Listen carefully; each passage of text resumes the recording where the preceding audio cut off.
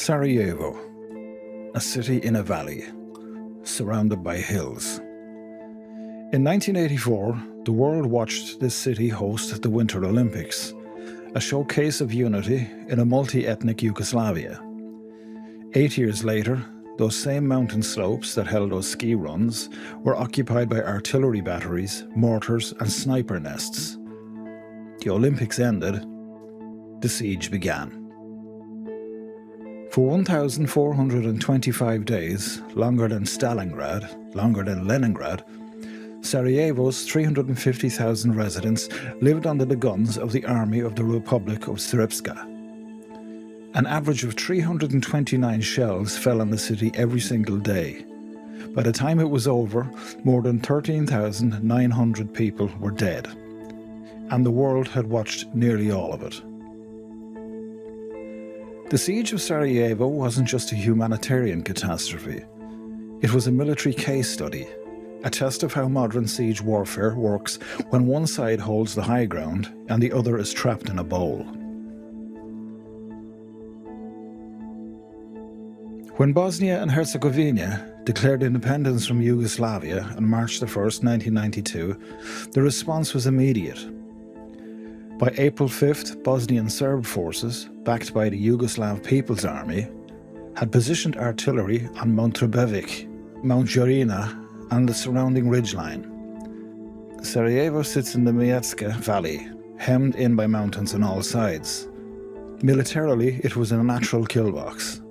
The Army of the Republic of Srpska, or the VRS, deployed approximately 13,000 soldiers of the Sarajevo-Romania Corps to ring the city. They positioned 50 artillery pieces, 120mm and 82mm mortars, and tanks all along the ridge heights. From these positions, they could observe and target virtually every street in the city. The Bosnian government forces, the ARBIH, had numbers, roughly 73,000 soldiers, militia and police, but they were desperately outgunned. They only had 2 tanks, 50 artillery pieces and some light weapons.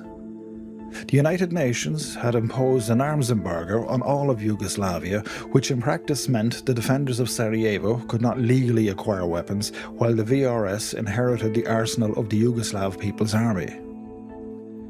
The strategic math was brutal. The VRS didn't need to take the city. They just had to sit on the hills and open fire.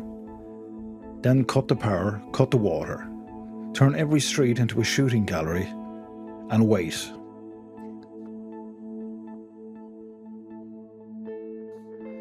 The siege operated in 3 layers, each one a different instrument of pressure. The first layer was the artillery shelling. The VRS used a mix of Soviet-designed 120mm mortars and heavier 155mm howitzers positioned on Mount Trebević, approximately 1,600 metres above sea level, looking directly down into the city centre. From this elevation, a 120mm mortar roughly takes around 30 seconds from tube to impact. Civilians had no warning. The shelling was indiscriminate, but it was also tactical. The VRS targeted hospitals, water distribution points, power stations, and communications infrastructure. The goal was not just to kill, but it was to make the city unlivable. The second layer was the snipers. The main east-west boulevard, Zamja od Bosni, or the Dragon of Bosnia, became known worldwide as Sniper Alley.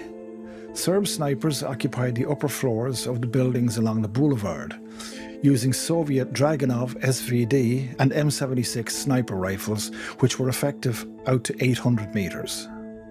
Civilians crossing the street ran. Cars accelerated through intersections without stopping. Makeshift barricades of shipping containers and wrecked vehicles were positioned to block sightlines. But the snipers adapted. They moved positions, they used mirrors. They worked in teams. Crossing the street to buy bread became an exercise in ballistics and luck. An estimated 1,030 civilians were wounded by sniper fire during the siege, and another 225 killed. The third layer was the blockade itself. No food, no fuel, no medicine. By the winter of 1992-93, Sarajevo was starving. The UN established an airlift, Operation Provide Promise, which ran from July 1992 to January 1996, the longest humanitarian air bridge in history. While the airport was controlled by the UN forces, it was surrounded by the VRS. Aid came in. Getting it from the runway to the people required running the gauntlet. And then there was the tunnel. In March 1993, Bosnian engineers began digging, by hand with shovels and picks, a tunnel underneath the Sarajevo airport runway, codenamed Object BD. It ran 340 metres underground plus 500 metres of covered trenches on each side, connecting the Dobrinja neighbourhood inside the siege lines with Botmir, which was in free territory. It was barely large enough to crawl through, 1.6 metres high, less than a metre wide. Underground water flooded it regularly. There was no ventilation. And workers were paid in cigarettes.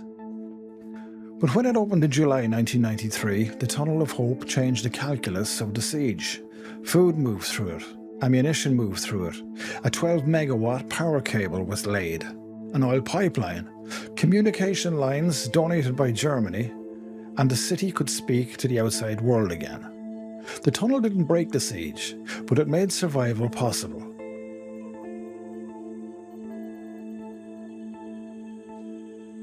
On February the 5th, 1994, a single 120mm round landed in the Markele open air market in central Sarajevo. It was 12:20 p.m. The market was crowded. The shell killed 68 civilians and wounded nearly 200 more. The Markele massacre was not the deadliest day of the siege, but it was the breaking point. Within 48 hours, NATO issued an ultimatum: remove all heavy weapons from a 20-kilometre exclusion zone around Sarajevo or face airstrikes. The VRS, under international pressure and with the threat of NATO air power now real, complied, but only partially. The shelling decreased, but it did not stop. In August 1995, a second mortar struck Markele. 27 more dead. This time, NATO didn't issue warnings. Operation Deliberate Force began. 3,515 sorties, 1,026 bombs on 338 targets. The Alliance's first ever sustained combat operation. The VRS artillery positions on Mount Trebevic were hit. The siege's backbone was broken. The Sarajevo siege exposed a structural failure in the post-Cold War order.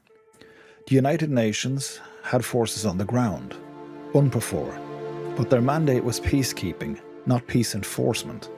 They could observe, they could report, they could not fight. When Sarajevo needed a military response, the UN was institutionally incapable of delivering one. It took NATO, a military alliance, to do what a peacekeeping force could not.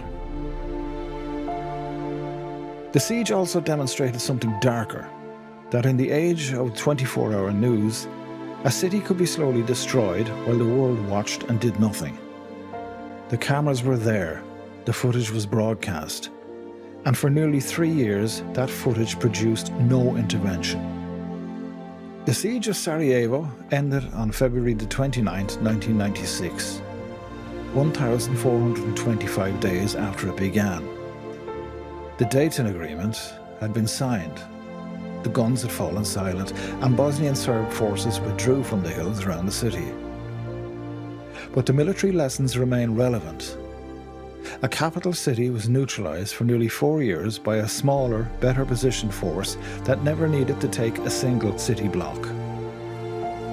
The high ground, in this case mountain artillery positions, determined everything.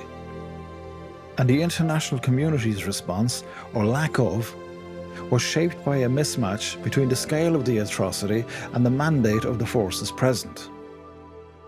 Sarajevo survived, but it survived because its people absorbed 329 shells a day, crossed sniper alleys, dug tunnels with their hands, and held out until a political calculus finally shifted. The siege was not broken by a military breakthrough.